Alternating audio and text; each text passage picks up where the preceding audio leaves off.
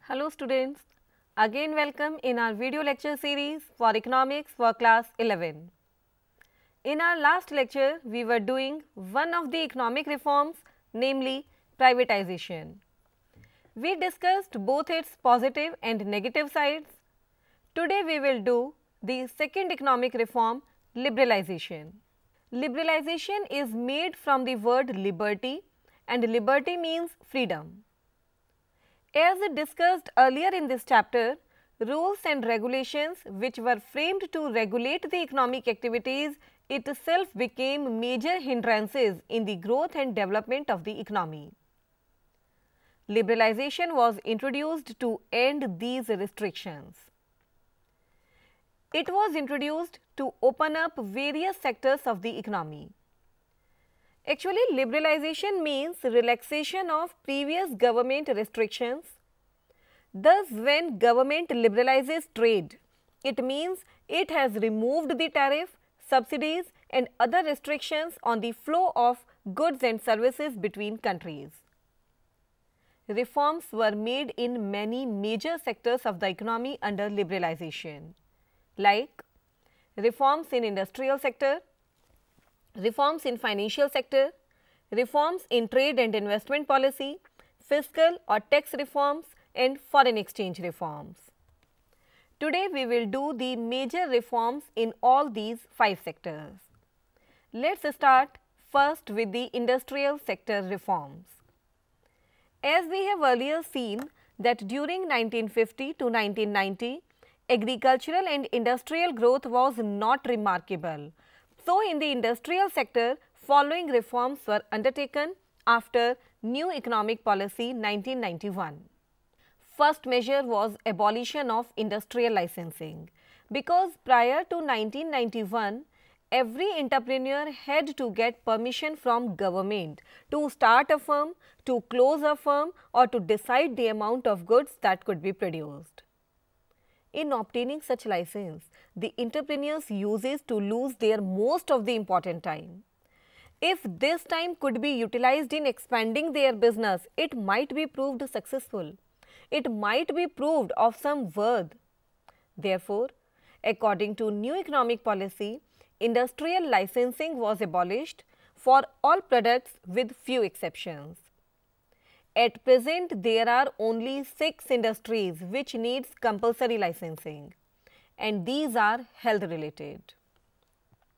These are alcohol, cigarettes, hazardous chemicals, electronic aerospace, defense equipment, industrial explosive, drug and pharmaceuticals. That is, if you have to industrialize these 6, you have to take compulsory license. Second reform in industrial sector was that the public sector was opened to private sector. As prior to 1991, private sector was not allowed in many industries as the major control was of the government. It was felt that government cannot control everything. It was felt that there is no need to be controlled everything by government. So, many commodities which were being produced in public sector only were allowed to be produced in private sector also. The private sector was allowed to participate in growth object of the country, and now only 3 industries are reserved for the public sector. That is, 3 industries cannot be undertaken by the private sector, and these 3 are atomic energy generation, railway transport and the substances notified by the Government of India. Remember, earlier the defense equipments could be produced only in the public sector, but today the production of defense equipments is de-reserved, means it is allowed to private sector with certain conditions. Conditions may be regarding capital investment in this sector and foreign participation. Third reform in industrial sector is price determination by market forces. Prior to 1991, the price was fixed in the industry as per the directions of the government. But due to new economic policy, Now in many industries, the market has been allowed to determine the prices through the demand and supply forces. Fourth reform in this sector is import of capital goods without much political interference. Prior to 1991, there were so many restrictions on import of certain capital goods, and these restrictions slowed down the production of consumer goods in the absence of availability of capital goods in the adequate quantity. But now there is liberty to import capital goods and technology in order to develop strong infrastructural base of the country. Now automatic clearance with some conditions is given to the import of capital goods. Fifth reform in industrial sector is that prior to 1991, some goods could be produced only in small scale industries, but now this restriction has been removed. So these were all the improvements in industrial sector. Now reforms in financial sector. Financial sector reforms mainly relate to three categories: banking sector reforms, stock exchange operations reforms, and insurance sector reforms. Reforms in financial sector aimed at providing greater autonomy to the financial institutions. The various reforms in this field are as follows. Number 1. Prior to 1991, Reserve Bank of India was a regulator, means controller. It used to fixed interest rate, imposed quantitative restrictions on credit flows, kept high reserve requirements under cash reserve ratio and statutory liquidity ratio. That is, each and every decision of the banks was in the hands of RBI. RBI, instead of being a friend, philosopher and guide to the financial institutions, became controller of financial institutions. These restrictions resulted in inefficiency of the banks, due to which banks yield low or negative profits. Therefore, reforms were undertaken. With the new economic policy, the aim was to reduce the role of RBI from regulator to facilitator of financial sector. It means to allow the financial sector to take its various decisions without consulting RBI, and these reforms were successful in some aspect. Second reform in financial sector was establishment of private sector banks. Prior to 1991, private sector banks were not encouraged, as public sector was given more dominant and important position in government policies. But after reforms, private sector banks were established, Indian as well as foreign, and they provide valuable services to the society and the economy. Third reform in financial sector is that prior to 1991, approval of RBI was required to set up new branches by the banks. But now banks which fulfill certain conditions and criteria are given freedom to set up new branches without the approval of RBI.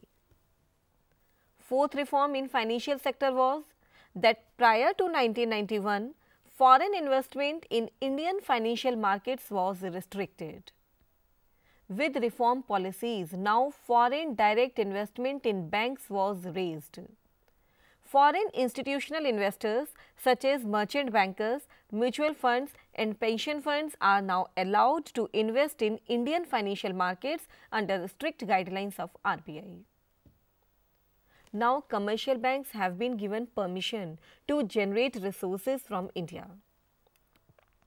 So these all were the reforms in financial sector. Now reform in fiscal sector or tax reforms. Basically, tax reforms are concerned with reforms of government revenue and government expenditure, which are collectively known as fiscal policy. As we studied earlier, the government expenditure was more than its revenue, causing fiscal deficit and national debt, resulted in heavy government borrowings. The following measures were being taken in this regard. First of all, reduction in direct taxes were made. Because prior to 1991 and also after that, there has been a continuous increase in direct taxes, that is the taxes on income of individuals and corporations. With economic reforms, it was felt that a high rate of income tax was responsible for tax evasion, for tax avoidance. It is now widely accepted that moderate rates of income tax encourage savings and voluntary disclosure of income. The rate of corporation tax has also gradually been reduced. Reform in indirect taxes. Prior to 1991, there were complexities in imposing the indirect taxes and recovering them. Now, efforts have been made to reform the indirect taxes.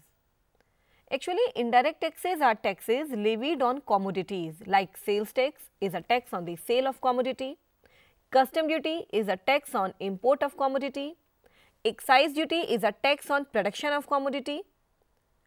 This way initiated to facilitate the establishment of a common national market for goods and services. Prior to 1991, it was a very complex procedure to make tax payment in terms of long distance, fixed time period, etc. Now, in order to encourage better compliance on the part of taxpayers, many procedures have been simplified. Double taxation policy has also been simplified and rationalized. This was the first important reform in the external sector to bring reforms in foreign exchange market. The measures towards it are: earlier determination of foreign exchange rate was controlled by the government, but now the government allowed the market forces to determine the exchange rate. In 1991, India was very badly hit by balance of payment crisis. In simple words, we can say that outflow of foreign exchange was more than inflow of foreign exchange. The reform in this regard was devaluation of rupee. Devaluation means reduction in the value of domestic currency in relation to foreign currency by the government. And this devaluation of rupee encourages exports and discourages import. It led to an increase in the inflow of foreign exchange. The last reform in trade and investment policy. Liberalization of trade and investment policy was started to increase efficiency and increase competitiveness in the international market, and to attract foreign investment and technology into the Indian economy. Prior to 1991, there was rigid control over the trade by keeping the tariff very high. But through liberalization, quantitative restrictions on import of manufactured consumer goods and agricultural products were fully removed from April 2001.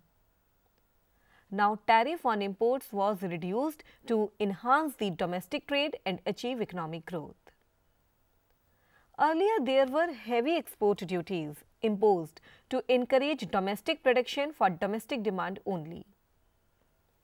But now, export duties have been removed to increase the competitive position of Indian goods in the international market. So, students, we have done reforms in 5 major sectors through liberalization. So, we will keep our lecture till here today. Let us revise what we have done till now.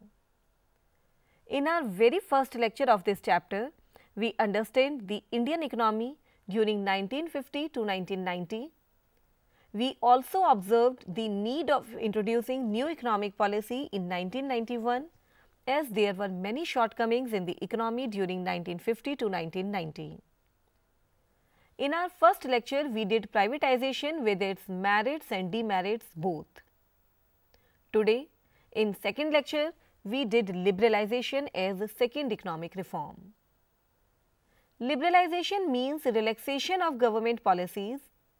Liberalization was done in 5 major sectors of the economy: industrial sector, financial sector, tax reforms, trade and investment policy reforms, and foreign exchange reforms. In our next lecture, we will do the process of globalization as third economic reform. And now, thanks for today.